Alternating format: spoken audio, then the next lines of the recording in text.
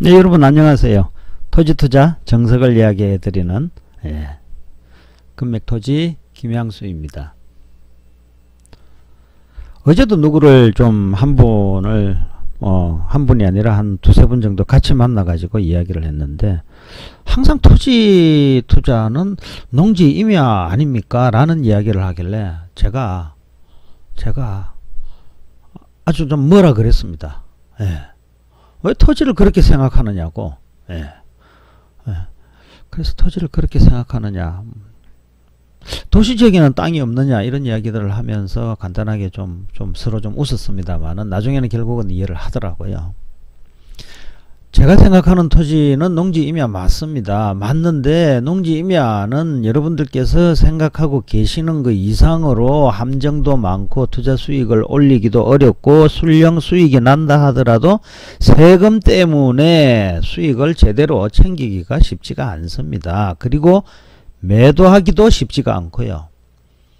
싸게 낙찰받기는 쉽지만은 매도하기가 쉽지 않다는 이야기는요, 결국은 투자에서 성공하기가 어렵다는 이야기거든요. 그것은 진정으로 고수들이 해야 되는 전문적인 투자 영역입니다.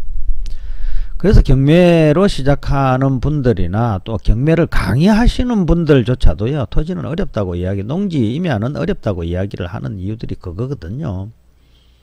그게 어렵다고 이야기하는 데는 다 이유가 있습니다. 근데 제가 그러면은 농지 임야를 하느냐, 하기는 하죠. 그런데 하지 말라고 강의는 말씀을 드립니다. 언제 해야 되느냐, 기본적으로 부동산 투자에 대해서 적어도 한 몇 년 정도의 커리어가 좀 쌓이고 난 뒤에 조금씩 살펴보는 것도 늦지 않다. 그럼 그동안에 뭐 해야 되느냐, 도시지역에 토지 늘렸는데 왜 굳이 사람도 살고 있지 않는, 짐승들만 살고 있는 그런 농지 임야를 하려고 하는지 저는 별로 이해가 안 가더라고요. 그래서 도시지역에 임야를 하자는 이야기죠. 도시지역에 임야를 하자는 것이 아니라 도시지역에 토지를 하자는 거죠. 자, 그러면 오늘 보는 거, 나는 과연 다세대주택을 제대로 아는가? 저는 이게 토지라고 생각합니다. 다세대주택 투자하시는 분들이요, 다세대주택을 제대로 잘 모르시는 분들이 많아도 너무 많아요. 흔히 알고 있는 일반적인 다세대주택을 보면은 그거는 별 문제 없게 되는데, 그런데 과연 다세대주택을 제대로 알고 투자를 하게 된다면은요, 경쟁에서 아무래도 우위를 차지할 수 있는 그런 투자를 할 수 있거든요. 그렇다면은 다세대주택을 제대로 한 번쯤 알아야 될 필요가 있지 않을까 생각을 하거든요. 한번 여쭤보고 싶습니다. 이 물건이 지금 연립주택이라고 되어 있지 않습니까? 물론 연립주택도 공동주택이고 다세대주택도 공동주택이지만은 여러분들 보시기에 얘가 지금 몇 층입니까? 연립주택이나 공동주택이나 이렇게 층수가 4개 층이라고 대부분들이 알고 있거든요. 근데 얘는 지금 층수가 지금 몇 개 층입니까?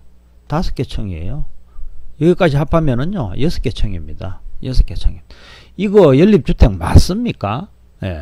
세대수가 작고 면적이 660, 연면적이 660을 초과하지 않으면은 또 이게 다세대주택이 될 수 있거든요. 이거 연립주택 맞습니까? 그냥 아파트입니까? 아파트입니까? 물어보면은 여기 연립주택이라고 되어 있으니까 연립주택 아닙니까? 라고 대답은 하시겠죠. 근데 이 물건을 좀 한번 살펴보시다 보면은 여러분들께서 전혀 지금까지 듣도 보도 못했던 그런 상황을 경험하시게 될 거예요. 과연 이것이 연립주택이 맞기는 맞는데, 연립주택이라면은 여기 주택이 있어야 되지 않습니까? 근데 주택이 아니고 다른 용도의 건축물이 있는 상태에서 경매로 나왔다면은 여러분들은 어떻게 생각을 하시겠습니까? 그런데 이 물건은 누가 가져갔습니까? 다른 용도로 나오다 보니까는요, 혼자서 엉찰해서 아주 낮은 70%도 안 되는 가격으로 가져갔네요. 이걸 제대로 안다면은요, 이 70% 가져갈 것이 이 정도 가격으로 충분히 가져가서 내가 90%로 팔 수 있다면은 상당히 단기 차익으로 수익을 챙길 수가 있거든요. 한번 잠깐 한번 살펴볼까요? 올 가져와 가지고. 예. 자, 위치 뭐 이런 거는 둘째 치더라도 뭐 강서구 화곡동에 있는 거네요. 화곡동에 있는 것이고 계약적인 내용을 한번 살펴보면은 1층 연립 해가지고 1층 현관 이렇게 있고 대지권 돼 있는데 등기부 현황은 이렇고 임차인 주거로 이종국 사용하고 있네. 7천만 원이고 그죠? 임차인 있고 이 정도인데 자 여러분들께서는 한번 살펴보면은 정말 1층 연립되어 있지 않습니까? 연립되어 있는데 자 그러면은 과연 이것이 연립인가? 연립인가? 한번 등기부 한번 열어볼까요?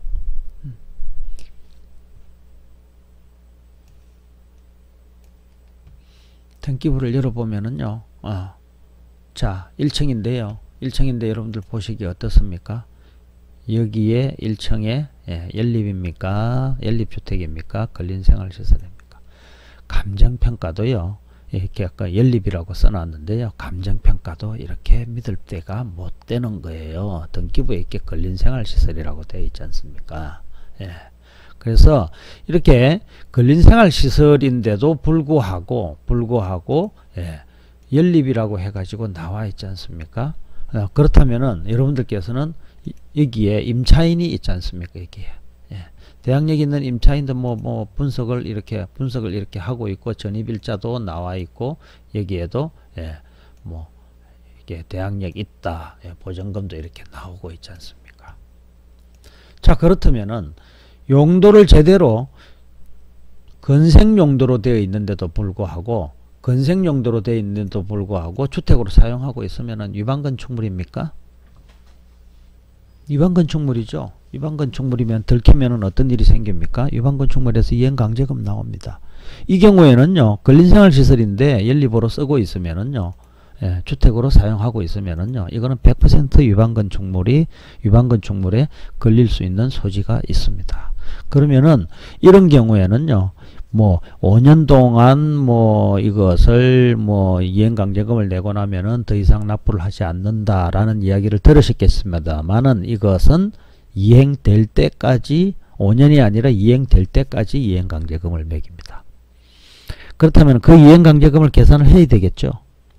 계산할 수 있는 그런 마인드도 뭐 생각을 하고 그러고 나서 이것을 들어가든지 아니면은 이행강제금을 내가 계속 납부하면서 월세를 받겠다라고 생각을 하든지 아니면은 이 사람이 어떤 마인드로 들어갔을까 한번 생각을 해보면은 용도 변경을 또 할 수 있을까 뭐 이런 생각도 할 수 있지 않습니까? 결과적으로 용도 변경은 100% 불가능한 겁니다. 연립주택 내에 지어져 있는 여기 1층에 이 자리에 1층에 있는 요 라인에 있는 것들은요 전체가 건생입니다. 건생이고 주택 용도로는 사용할 수가 없습니다. 그럼 용도 변경도 불가능하거든요. 자 그렇다면은 들키기 전까지는 뭐 일반 주택으로 임대를 하는 마인드도 괜찮겠죠. 들키면은 위반 이행강제금을 내기 전에 어떻게 해야 될까요? 들키게 되면 이행강제금을 내야 되니까는 빨리 원상복구 해야 되겠죠.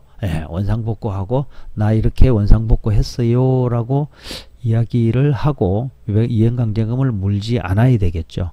그 이후에는 또 어떻게 해야 될까요? 건생으로서 임대가 나가게 되면은 다행인데 건생으로서 임대가 안 나면은 또 주택으로 또 임대를 놔야 될지 말아야 될지 또 소유자로서는 상당히 고민이 될 수가 있습니다. 그거는 여러분들의 선택 소유자의 그 선택 마인드 아니겠습니까? 그죠? 그래서 오늘 말씀드리고자 했던 내용은요. 연립주택이나 다세대 주택일지라도 4층으로 쓸 수 있는 그런 생각을 할 게 아니라 요렇게 한 개층을 건생으로 하게 되면은요. 청수도 얼마든지 이렇게 4층 4층이 아니라 5층, 6층도 가능한 것이 다세대주택이나 연립주택이라는 생각을 갖고 계시는 것이 어떨까, 투자에 큰 도움이 되지 않을까 이런 생각이 들거든요. 다가구주택도 마찬가지입니다. 다가구주택의 경우에는 다른 날에 별도로 한번 시간을 잡아서 한번 말씀드리도록 해보겠습니다. 토지투자의 정석을 말씀드리는 건맥토지 김양수였습니다.